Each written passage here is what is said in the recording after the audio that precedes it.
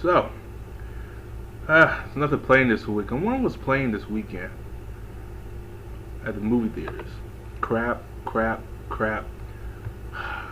No good movies that came out this past month. What's on Netflix?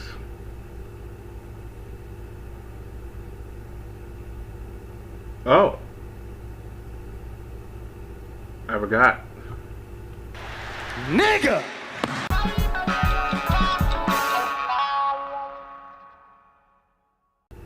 Alright guys, as you clearly see in the damn intro, this is a review of Luke motherfucking Cage. Now, right off the bat, this is better than Jessica Jones. Right off the bat, this is better than Daredevil Season 2. Now, some I might get crucified for that one, but hear me out. Hear me out. Hear Deshaun out. Let's begin. Well, I guess because the problem with Daredevil Season 2, and it's going to be very quick, it's not going to be long, and it's nothing bad or anything against the show. I mean, I thought the show was executed okay, not better than Season 1, but executed okay. The problem with Daredevil Season 2, introduction of Punisher, the Hand, Elektra, and that all court, and just it was a lot of stuff going on in that season. Too much show. I think Daredevil needed probably 3 or 4 more episodes just to make it all have a good flow. Hopefully they learn next season, just focus on Punisher and Daredevil, not Elektra and the Hand, and a lot of flashbacks. And the problem with that, there was a lot. Elektra had her flashbacks. If Punisher had his, then it was too much. Now for this show, this was good. Now I think I like this one a little bit more for me, because this is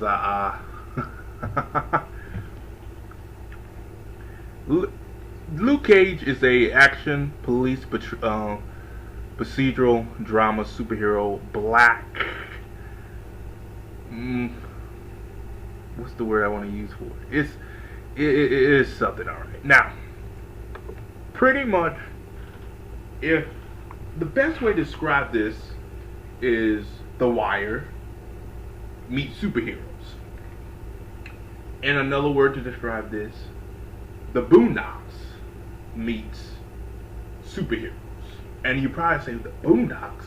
You probably understand, yeah, The Wire, but The Boondocks, let me explain.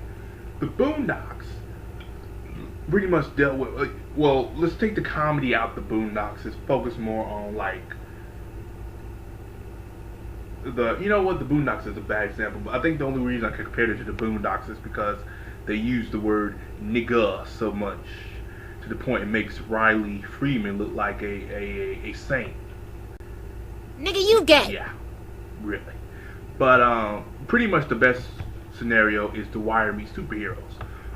This is really good. From the intro to the OST for this show. The OST for this show. Glorious. Just glorious, my nigga. Glorious. I loved it. I loved the hell out of this OST.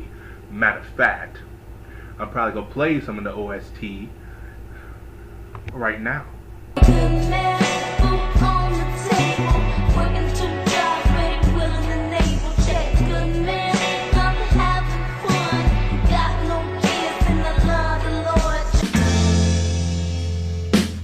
I try to be a righteous man. Talk to the Lord most every day.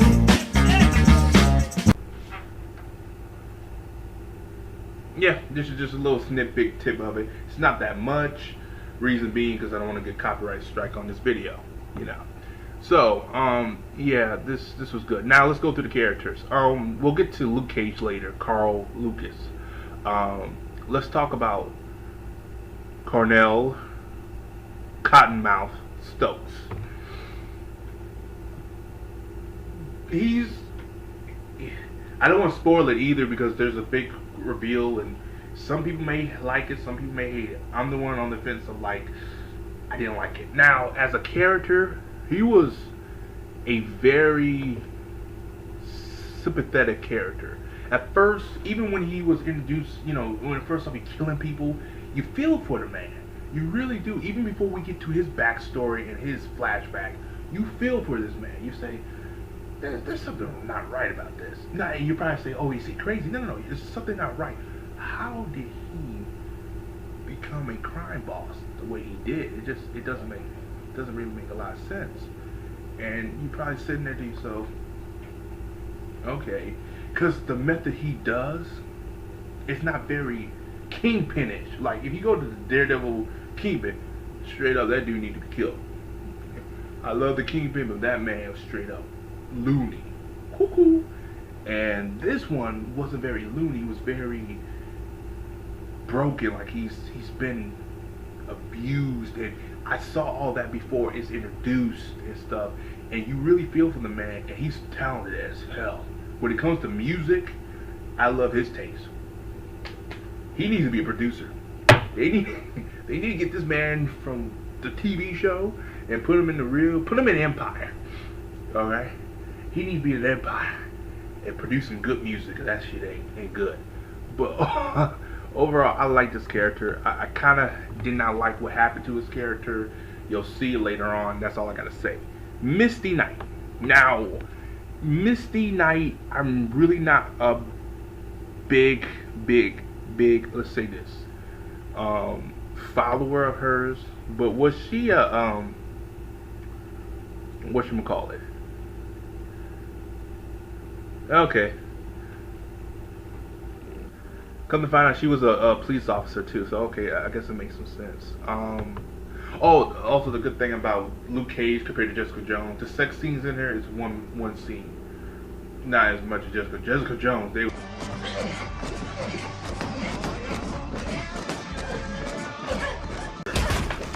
yeah. It was a little bit too much. Jessica loved that. Love Luke Cage dick, but Jesus Christ, that was a little bit too much. But this one, she had sex with Luke, and that was it. They didn't have sex that much. This one scene, and that's the only thing I won't spoil. The interaction between her and Luke was really good. Then she plays a big factor to the story too. She's not out of place compared to Karen Page, how she was kind of out of place last season with Daredevil season 2, but you know, that's a nitpick of mine. So yeah. Now, Shades. Shades. I just like Shades.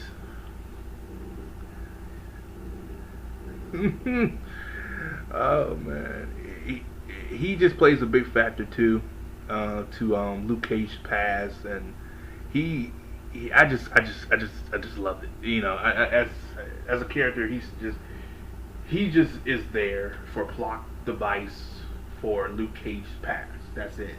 But he don't say much, but man, I just love his character. He just sits there with his shades, and he'll look at you like, just not a care in the world. I was like, okay. Claire Temp, or we know her as Nurse of Hell Kitchen. She came back too. Oh, this is funny too. This is also what I like about Marvel Netflix series. Is like in the earlier scene, Luke Cage and Misty Knight asked him for coffee, and we're thinking like, Luke said, I don't like coffee. She said, I know, and they had sex. This one, Luke asked, you want coffee? She's like, I'm not sleeping with you. He's like, no, I just want a coffee. She's like, you don't even like coffee, and then going back and forth. That is what I like to see in a TV show known as Arrow. Arrow, but we're not gonna talk about that piece of garbage on something's good. That's Luke Cage, but I like that. She actually developed her character too. Come to find out, I think she got fired from her job at the hospital, and that plays a big factor too. And she's gonna play a big role in the Defenders, and I can't wait for that one. And spoiler alert, there's this type of barbershop that Luke Cage is in. I bet you money that's gonna be the Defenders headquarters. Who would have bet money on that shit? I bet you money. That's the only thing I'm gonna spoil because Luke Cage, he owns a barbershop and he gets the place to himself too. But I'm not gonna explain how he got it. But yeah, that's gonna probably be the Defenders headquarters, maybe. Then we get to the final one, and after this, I'm not gonna spoil anything. I'll leave it to this. Is Diamondback. At first, I was like, "Fuck this dude," because I saw him because I was actually still for Cotton, you know, Cottonmouth, still for Cottonmouth. But I'll give you this, Diamondback. Shit, you think it's the damn fucking Diamondback bike? Diamondback. I won't say he's menacing, but he has a presence that screams of "Do not fuck with me." A presence of "Do not look at me unless you are looked upon." A presence of "Nigga, fuck you." And you know, that's pretty much what he is. Honestly though, as a character, he to me, I would prefer he played the shadows. Like, we don't see him this season, we see him next season. But I guess they thought, well, we might not get a season 2. Well, after this, they'll get into season 2. I'd rather have this as season 2 than Jessica Jones, just saying. And that's it. Other than that, I thought his character was okay. Actually, I'll say this though, his character earns points because out of all the characters in the show, he's the only one that actually managed to scratch Luke Cage. And that's all I'm gonna leave at that. Mike Coulter as Luke Cage, terrific. In Jessica Jones, I was like, okay, he was okay. This one, he is the character. I love him in here. I love the interaction he has with the majority of the characters. I thought it was well established, and yeah, he was good. There's nothing else to say. I do not.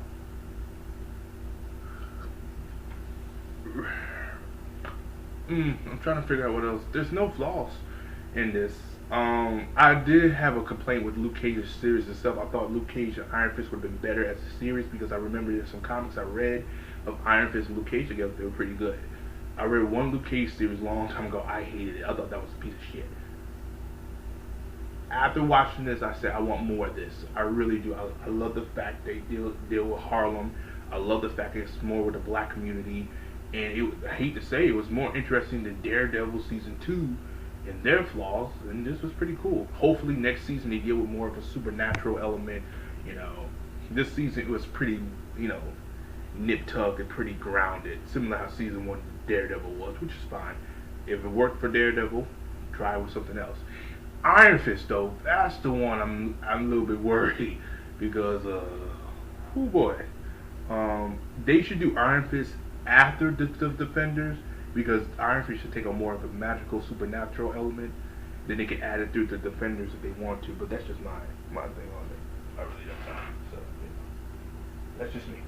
But as always guys, like and subscribe. If you have seen Luke Cage, comment below and let me know. My rating for Luke Cage as of right now is a 8 out of 10.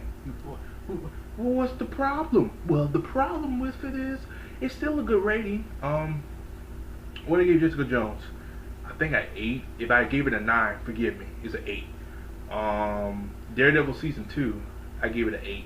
I think an 8 or a 9. But 8 out of 10. I rewatched. I need to do a re-review of Daredevil season 2 because it's a lower grade. Daredevil season 1 is still like a 9 out of 10. That was straight out of Compton good. But yeah, dude. As always, guys, like, subscribe, let me know down below. Again, I might change the rating again because I will see this again. I had to see it a couple more times, but for right now, it's good. It's good. This will keep your taste wet for the Doctor Strange in November. But I'm Netflix right now. Marvel Netflix has been the golden corner for Marvel right now. The Marvel movies have been good, but not spectacular. There's a lot of hits and a lot of misses.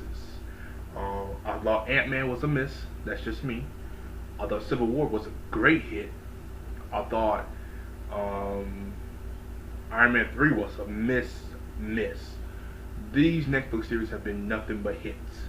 Daredevil Season 1, spectacular. Daredevil Season 2,